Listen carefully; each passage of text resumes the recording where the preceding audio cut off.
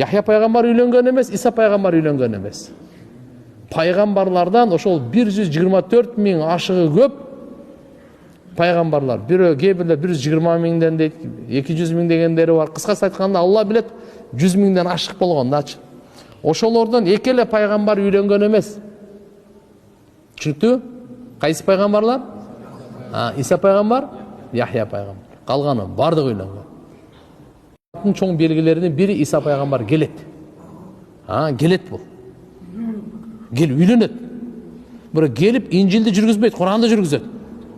Кресттин бардыгын талкалайт.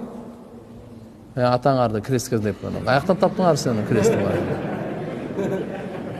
Крестке деп. Иса пайгамбарда айтпайбы мынакей распятие деп коет да, мындай кресттеге ошол Иса пайгамбар аскан көргөнү мындай. Жок, Иса пайгамбар өлгөн эмес, Иса пайгамбар тирүү. Түшүнүңүздөрбү? Биздин этикад ишеним боюнча Иса пайгамбар каяка? Тирүү. Асманда. Келет. Даджалды өлтүрөт. Имам Махдинин аркасынан намаз окуйт. Яжуж Мажуж менен күрөшөт. Бүткүл дүйнөгө тынчтык, амандык, адилеттүүлүктү орнотуп коет. Курандын өкүмүн баарын жүргүзүп коет. Пайгамбарыбыздын шаары Мединада өтөт. Бала чакалуу да болот. Пайгамбарыбыздын жанына коюлат. Пайгамбарыбыз кыямат күнү чогуу тирилет. Биринчи пайгамбарыбыз тирилет. Иса пайгамбарга келет ал. Каяктан чыгып кетти сөздүн бардыгы?